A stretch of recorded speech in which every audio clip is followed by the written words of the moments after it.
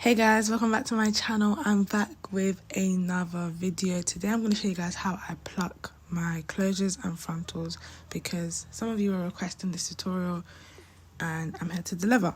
So the first thing I'm going to do is I'm going to wet the closure, and I'm going to part out like towards the back, not the front. I'm going to start in the middle and I part out the section and then I just begin to pluck in the direction that the hair lays. So I pluck backwards using the slanted point of my tweezers. Your tweezers are also very important.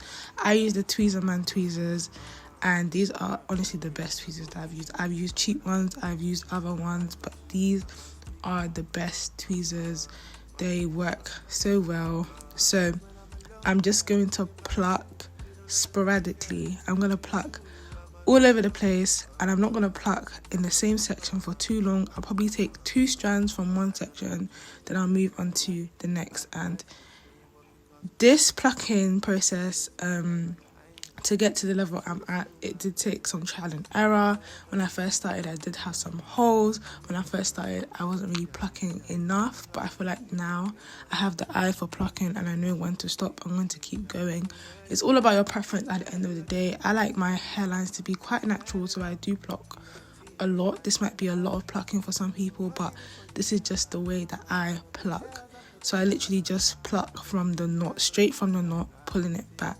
If you pull too hard, you may create a hole. So be careful when you're plucking, and be careful the way you're holding your tweezer, because that can also lead to holes in your closure, and we do not want that.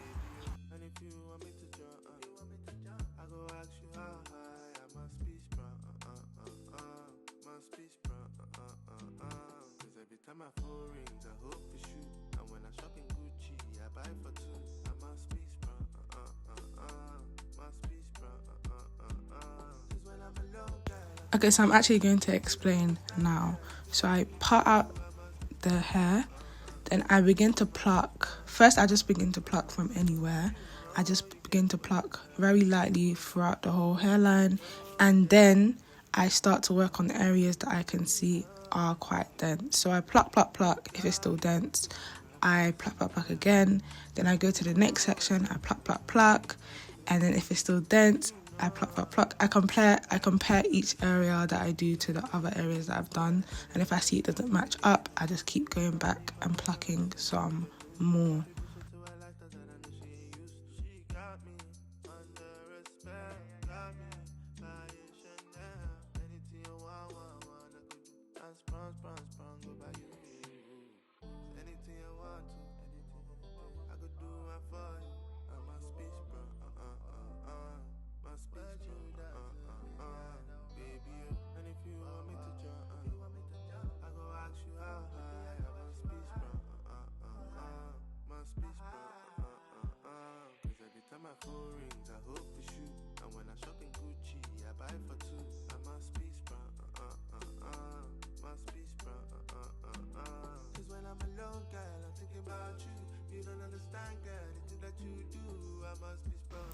When it comes to the front section of the hair, I always start at the very front, literally where the baby hairs are going to be, and I pluck literally across it just to get rid of all the knots that are there or the knots that aren't meant to be there.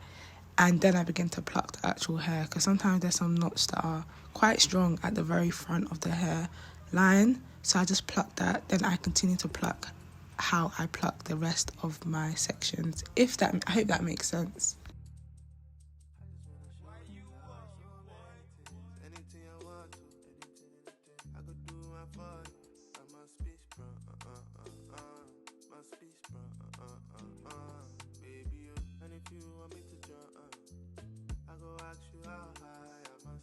One thing I would say though is that my knots are slightly over bleached, so I don't know if this is hard for you to see, but it gives you an idea or gist of what I do. When I compare it to the other section, it might look like, wow, that is over plucked, but trust me, it's not. This is literally how it should look to me. This is how I like my closures and frontals to look. Alright, so because this is a glueless method, I went ahead and I sewed on the elastic band. If you like a tutorial on how I sew on my elastic band, let me know. Yeah, so I just sewed on the elastic band, and this is just going to ensure that my install is as flawless as possible. Even though I'm not actually gluing it down, it makes sure that my closure lays flat. So I would advise, if you have elastic band, make sure you install it if it's not already installed. So now I'm going to take my small eyebrow scissors and I'm just going to cut in a jagged motion away at the lace. This is a HD lace. I forgot to mention this is a HD lace, and this definitely plays a part to how flawless your install can look. So if it was another lace, it will still look good. Trust me, don't get me wrong, it will still look good, but HD lace is just a different type of lace. This is a different type of lace. As you can see, look, I haven't even done anything and it looks really, really good already. And now I'm just gonna like do all my baby hairs and stuff. I'm not gonna apply no got2b, no ORS fix it spray. It's just gonna be pure mousse, okay? Just pure mousse that I'm gonna use to lay this install.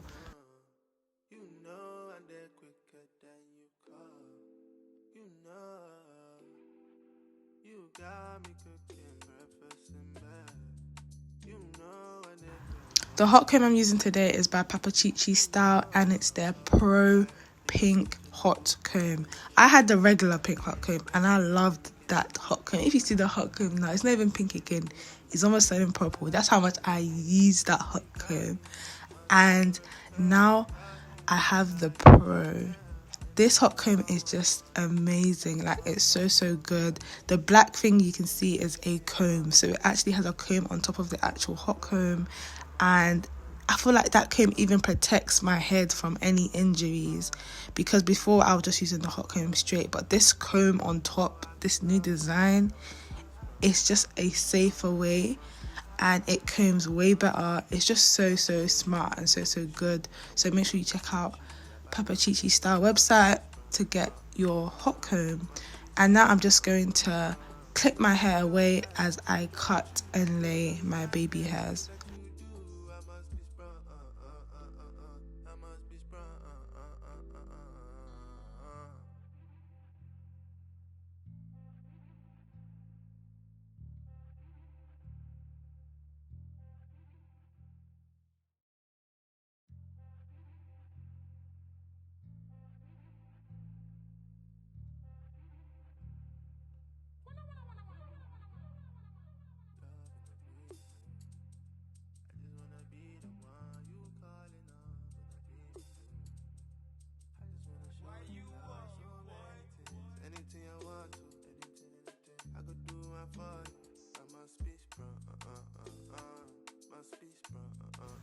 The mousse that I'm using is the APHOGEE mousse. That's my all-time fave. It's such a strong mousse, and I'm using that to lay my edges. I'm also gonna put that across the hairline to kind of serve as, you know, something to hold on to, and then I'm gonna put it on the actual hair.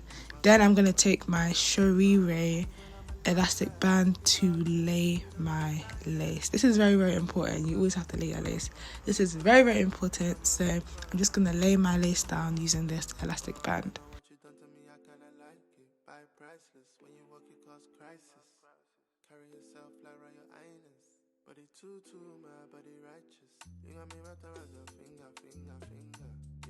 Now we're moving on to styling the hair. This is curly hair, okay? This is water wave hair. So we want to make sure this hair is defined. The curls are defined. And to do that, I'm using my soft and free curl activator mixed with water.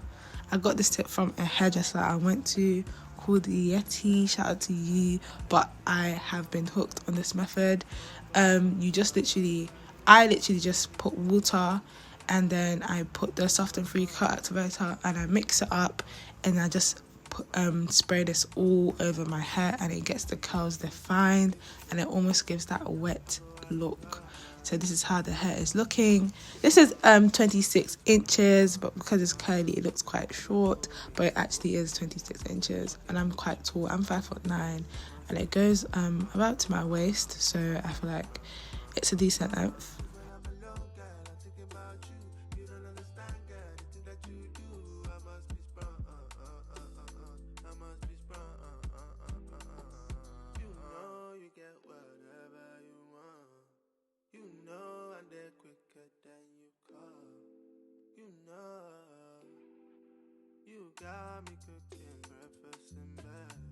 Now that my lace is melted, I'm just going to fix my part, because I did tell you, remember, I over bleached, so my part is looking all types of, you know, Moses and the Red Sea. So I am going to take some mascara, this mascara wand, and I kind of sprayed hair dye onto it. So this is going to give me a, you know, defined part. And then I'm going to take my foundation mixed with my concealer and run that through my part just to make it extra sharp. So this is the end of my tutorial, guys. I hope you enjoyed this video. If you did, make sure you like, comment and subscribe. I want to start switching on my hair videos because I'm going to have a lot of hair videos coming, but I'm going to switch it up. I'm going to start dyeing some hair, highlighting some hair. Let me know if you're interested in that.